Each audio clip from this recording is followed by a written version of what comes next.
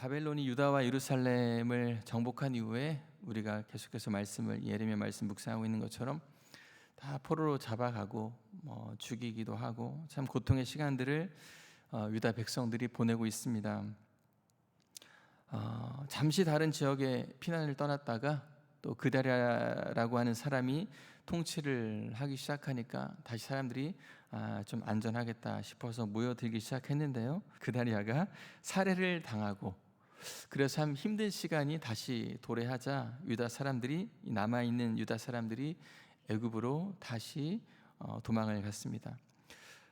이런 상황에서 하나님이 유다에 이런 재난이 왜 찾아왔어야만 했는지, 그리고 애굽 땅에서 그들이 어떻게 또 살아가고 있는지에 대해서 우리에게 좀 보여주고 있는데요, 3절 말씀에 이렇게 말씀하고 있어요.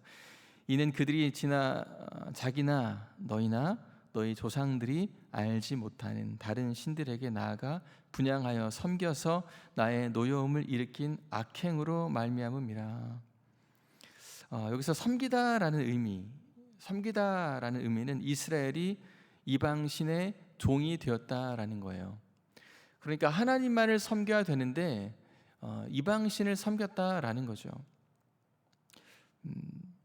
이스라엘은 하나님도 섬기고 또 이방신도 섬기고 적당하게 발을 양쪽에 다 담그고 살아왔다라는 거죠. 이방신을 섬긴 대가가 어떻게 되었습니까? 자신의 나라를 빼앗기는, 가족을 잃어버리는 그런 고통의 시간을 그들에게 가져왔습니다. 이러한 과거에 또 조상들이 또 그들이 우상을 섬기고 또 삶에서 실패를 경험했다면 이제 어떻게 살아가야 될 것인가? 과거를 교훈 삼아서 오늘을 좀 하나님을 제대로 믿고 또 우상도 끊어내고 그렇게 살아가야 되는데, 여전히 애굽으로 그들이 피난 갔음에도 불구하고 우상 숭배를 끊어내지 못하는 참 어리석은 모습을 보이고 있습니다. 8절 말씀 보니까요, 어찌하여 너희가 너희 손이 만든 것으로 나의 노여움을 일으켜 너희가 가서 머물러 사는 애굽 땅에서 다른 신들에게 분향함으로.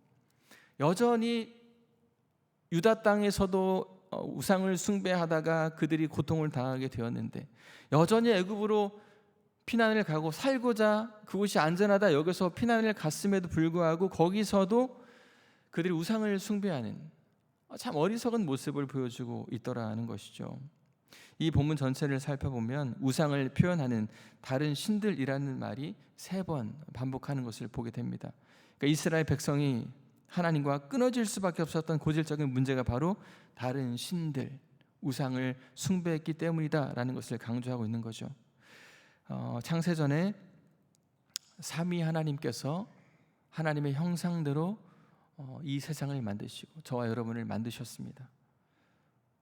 사람에게 담겨진 하나님의 형상이 무엇일까요? 우리들의 모습 속에 하나님의 형상이 어떤 모습으로 담겨져 있을까요? 우리들의 어떤 인격, 우리의 인품, 또 우리가 하나님을 갈망하는 마음, 또 하나님을 사랑하는 마음, 또 하나님을 생각하고 또 하나님의 생각대로 이 땅에서 우리가 사고하고 살아내는 모습들이 바로 하나님의 형상인 것이죠. 외모 또한 하나님께서 가장 사랑하시는 최고의 모습으로 우리를 만들어 주셨습니다. 그렇기 때문에 하나님의 땀과 그 섬세하신 손길이 들어간 것이 바로 저이고 바로 여러분들입니다. 매우 소중한 존재. 그러므로 하나님만을 경배하고 하나님만을 높여야 되는, 우리 인생의 주인이 하나님이심을 알기에 하나님만을 높여야 되는 것이죠. 하나님은 우리가 보는 모든 것을 만드셨습니다. 사람이 건물을 쌓아 올린다고 해서 뭔가 과학을 통해 무언가를 발견한다고 해서 사실 그것을 창조라고 말하지 않습니다. 화려한 건물, 이전에 없었던 건물을 쌓아 올렸다고 해서 그것을 창조라고 말하지 않습니다. 그것은 단지 하나님께서 이 지구상에 주신 재료를 가지고 인간이 응용한 것뿐이죠. 그걸 창조했다라고 말하지 않습니다. 성경은 하나님이 아닌 다른 것을 사랑하는 것, 이것을 무엇이라고 말합니까? 우상이라고 말하죠. 유다는 왜 우상 숭배를 끊어내지 못하는 것일까? 왜 환경이 바뀌어도 우상 숭배를 끊어내지 못하는 것일까? 참 그런 궁금한 마음들이 생겼습니다. 우상이라는 것, 하나님보다 더 의지하는 것, 하나님보다 더 사랑하는 것, 이것이 단지 어떤 그 사랑하는 것뿐만 아니라 힘으로도 나타날 수 있습니다. 권력, 내가 통제할 수 있다고 하는 그러한 나의 의지로 나타나는 어떤 반응들, 이것도 우상이 될 수 있는 거죠. 그러다 보니까 사회 질서, 정의를 성경적인 관점이 아니라 자기 어떠한 만족과 자기 유익이라는 그릇된 방법으로 해석해 내려고 할 때가 있어요. 개인의 영역을 넘어서 사회 전체에 뿌리 깊게 뻗은 이 비성경적인 태도, 하나님을 의식하지 않은 그러한 행동, 그러한 가치, 그런 것들을 모두 다 우상 숭배라고 말할 수가 있습니다. 심리학자 구스타프 융이 이렇게 이야기했습니다. 인간은 1000개의 페르소나를 갖고 있고 상황에 따라 꺼내 쓴다. 페르소나란 무엇입니까? 우리가 잘 알고 있는 것처럼 고대 그리스의 가면극에서 한 사람이 여러 가지 역할을 할 때 사용했었던 가면입니다. 인간이 1000개의 가면을 쓰고 있다라는 거죠. 벗었다 썼다 하는 가면. 그러니까 현대인들은 욕망을 적나라하게 드러내기보다 각자의 가면을 가지고 감추고 있습니다. 사람들 앞에 감추고 있습니다. 적당하게 가리고 있습니다. 그런데 가면으로 얼굴을 완벽하게 가릴 수 있겠지만 가면이 얼굴 자체가 될 수는 없는 거죠. 욕망으로 치장하고 사람들을 속이기도 합니다. 그러나 세상을 만드신 창조주 앞에서 여러분, 가면은 아무런 소용이 없습니다. 하나님은 우리를 다 보시기 때문에. 사람들 앞에서 감추고 있던 욕망의 가면, 하나님 앞에서 감추려 했었던 우리의 욕망의 가면들, 이제 어떻게 해야 되겠습니까? 다 끄집어내서 불에 태워 없애야 되는 것이죠.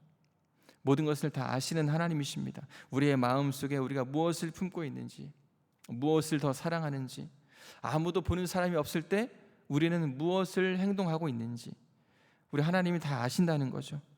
여러분, 혹시 어떠한 욕망의 가면을 쓰고 계십니까? 적당하게 교회에 한 발은 들여놓고 한 발은 세상 속에 들여놓으면서 내가 신앙생활도 했다가 또 세상에서 무언가 내가 원하는 것을 추구하는 적당한 가면을 쓰고 살아가고 있지 않습니까? 교회 안에서는 정말 거룩한 성도의 가면을 쓰고 있다가 교회 밖으로 나아가서는 또 세상과 잘 어울릴 수 있는 세상 사람의 가면을 쓰고 살아가고 있지 않습니까? 우리는 가면을 다 벗어버려야 되는 것이죠. 이스라엘 사람들이 이곳저곳을 옮겨 다니지만 환경만 바뀌었을 뿐이지 여전히 하나님을 의지하지 않고 세상도 의지했다가 먹을 것도 의지했다가 돈도 의지했다가 힘도 의지했다가 신자의 가면을 썼다가 벗었다가 여전히 그런 오락가락하는 삶을 그들이 살아내고 있었다는 것입니다. 여러분의 민낯을 적나라하게 볼 수 있는 때가 언제인지 아십니까? 바로 이 새벽 예배 시간에 화장을 하지 않고 오시는 여러분들의 모습을 바라보면서 있었던 눈썹이 없어지는 것들을 가끔 볼 때 깜짝 놀랄 때가 있습니다. 우리의 민낯이 보여지게 되는 것이죠.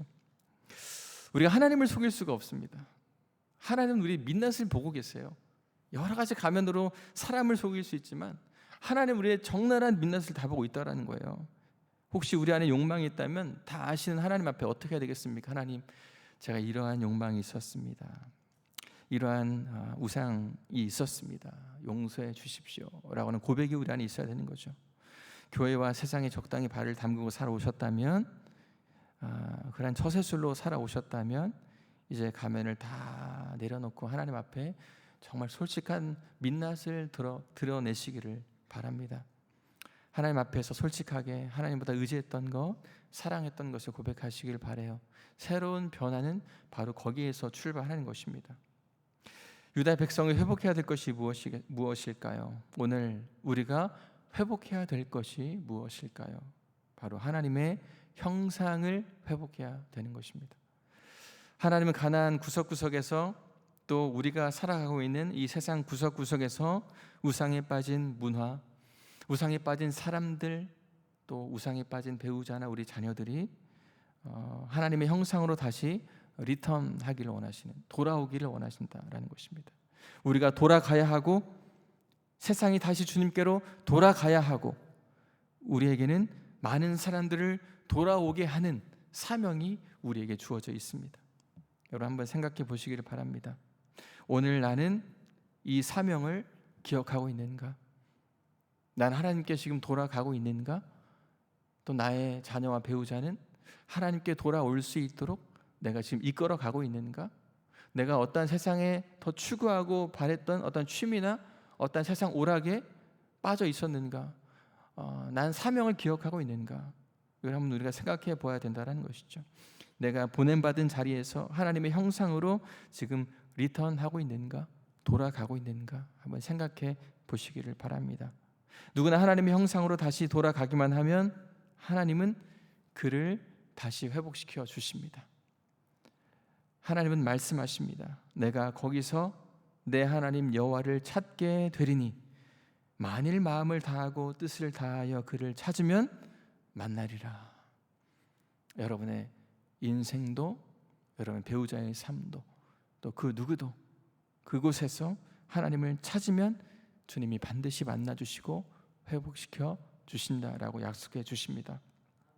오늘도 돌아가야 하는 삶, 하나님께로 돌아오게 하는 그러한 삶, 그런 삶이 바로 저와 여러분의 삶임을 깊이 깨닫고 여러분 하나님의 은혜 안에서 그 풍성한 감사와 기쁨이 넘치는 복된 하루 되시기를 간절히 축복합니다. 여러분의 삶을 통해서 하나님의 형상이 온전히 드러나고 나타나여서 여러분을 통해 또 많은 사람들이 하나님을 경험하는 복된 인생 되기를 간절히 축복합니다. 기도하겠습니다.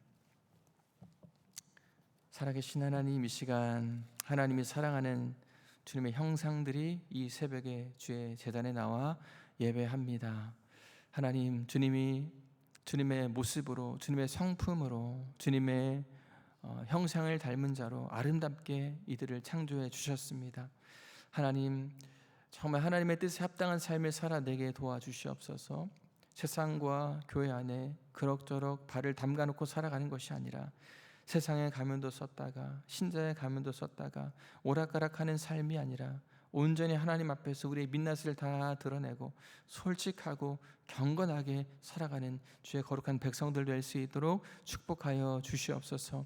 하나님 아버지, 우리 사랑하는 우리 배우자들을 기억하여 주시고, 하나님 주의 말씀에서 떠난 자가 있다면 주의 성령님 이 시간 찾아가 주셔서 그의 심령을 갈아엎어 주시고 새로운 마음을 부어 주시고 하나님의 형상으로 온전히 회복되어서 정말 주님이 기뻐하시는 삶, 주님을 예배하는 삶, 주를 위해서 일평생 쓰임받는 복된 삶으로 변화시켜 주시옵소서.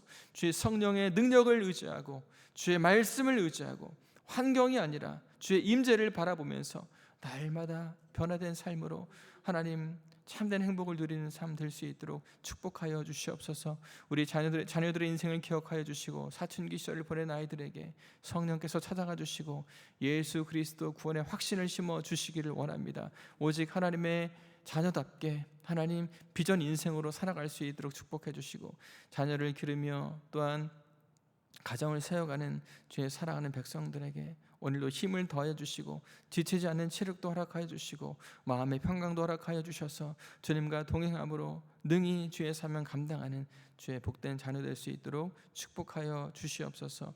주님께 모든 것을 맡겨드리며 예수님 이름으로 기도합니다. 아멘.